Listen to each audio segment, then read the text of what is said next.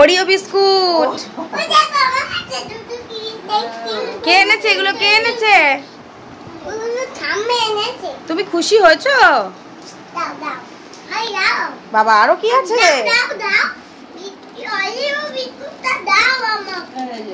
দেখাও আমাকে, দেখাও কি আছে। তাই আর কি আছে? কি আছে? ক্যাডবেরি আছে। আচ্ছা আচ্ছা, আর কি আছে? হ্যাঁ মা, এটা কি?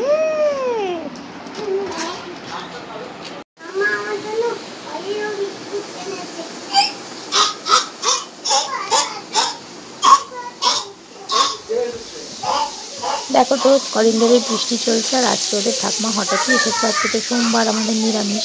এই সমস্ত রান্নার আয়োজন আগে থেকেই করে রাখা ছিল। আলু ভাজা হবে, পটল ভাজতে দিয়েছি, পটল পোস্ত, আর এখানে খাবার কেটে রাখা আছে বাচ্চাগুলো ও জেজুর জন্য, সেটা রান্না করা হবে, এখনও হয়নি। আর এখানে আপেলটা রয়েছে, সেটা ওদেরই ভাতের। তো এই হচ্ছে আজকের আয়োজন।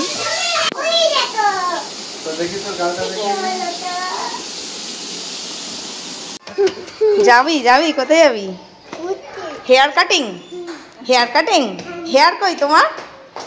এটা কি করবে? কাটিং? কাটিং করবে? হ্যাঁ, বৃষ্টি পড়ছে না?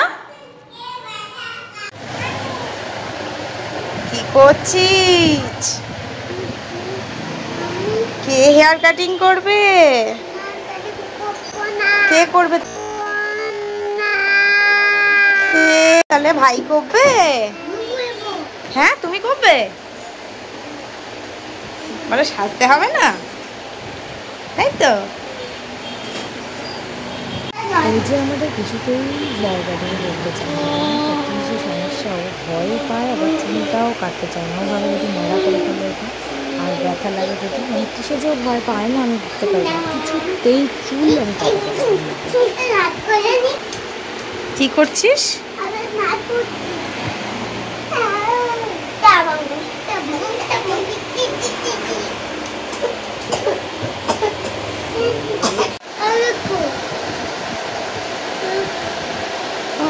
কি সুন্দর বুদ্ধিমান। আমি অনেক চেষ্টা করছিলাম যাতে ও যে একটু এজেকে দেখে, মানে একটু তো বড় হয়েছে, আগের বারে হয়তো বুঝতো না অতটা, এবারে একটু বুঝবে। তো এই জন্য ওকে একটু ভোলানোর চেষ্টা করছিলাম, দেখাচ্ছিলাম যাতে ও একটু কাটতে চায়। তখন অতটা বুঝতে পারিনি, কাঁদছিল না, কাটবো না কাটবো নাই বলছিল, কিন্তু অত শুরু থেকেই কাঁদেনি। আগেরবার যেমন দোকানে ঢুকতেই চাইছিল না, প্রচণ্ড রকম কাঁদছিল। তো এবারে দেখলাম ওরকম করেনি, কিন্তু কাটতে বসানোর সময় বাবারে বাবা, আমি একটুও ভিডিও নেওয়া তো দূরে থাক, কিছুই, মানে আমি ওর বাবা সবাই মিলে ধরে আমি কোলে নিয়ে বসেছিলাম চেয়ারের মধ্যে। মানে বিশাল যুদ্ধ করে চুলটা কাটানো হয়েছে, যার জন্য ওর চুলের ফিনিশিং কোনোবারই ঠিকঠাক আসে না, এবারেও আসেনি। কানের পাশটা একটু একটু চুল থেকে যায়, আর মেলানো হয় না চুলগুলো, কিছু করার নেই।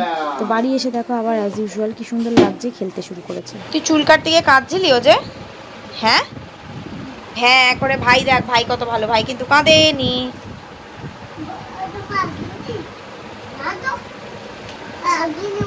লাগবে কেন? লাগে না তো, তোমার লেগেছে?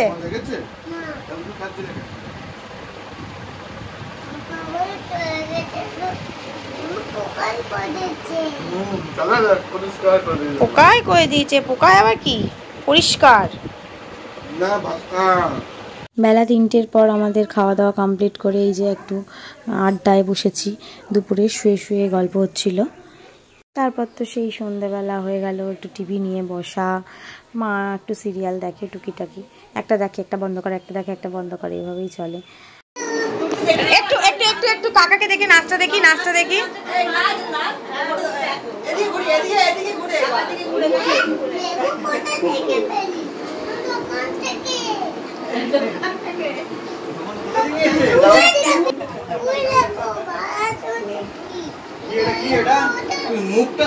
ওর কাকা এসেছিল, তো কাকাকে দেখলেও তো প্রচণ্ড আনন্দ করলো খানিকক্ষণ।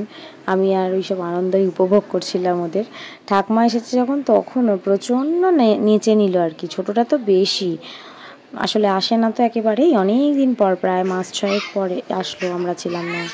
এইসব এর মধ্যে দিয়ে যাই হোক, এলে ওরা কেউ যদি বাড়িতে আসে ওরা ভীষণ রকম খুশি হয়। আমিও ছোটোবেলায় এরকম ছিলাম, ওদেরকে দেখে আমার নিজের ছোটোবেলার কথা মনে পড়ে যায়। আমি বড় হয়ে গেছিলাম, তাও মাসিরা এলে আমি ছুট্টে কোলে উঠে পড়তাম। কোথায় গেল? হ্যাঁ, ঠাম্মা ডিউটি গেল, তো ঠাকমা কোথায় গেল?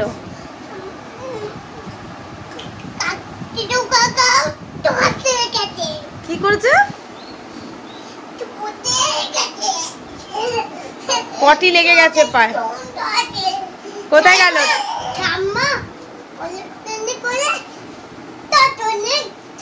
ঠাকমা কার সাথে চলে গেল? কার সাথে চলে গেল? কার সাথে গেল ঠাকমা? আমাকে কে নিয়ে গেল? ও চুল কেটে বেশি দুষ্টুমি করছে। মা আমি বলতে পারি। কার সাথে গেল ঠাম্মা? কার সাথে গেল?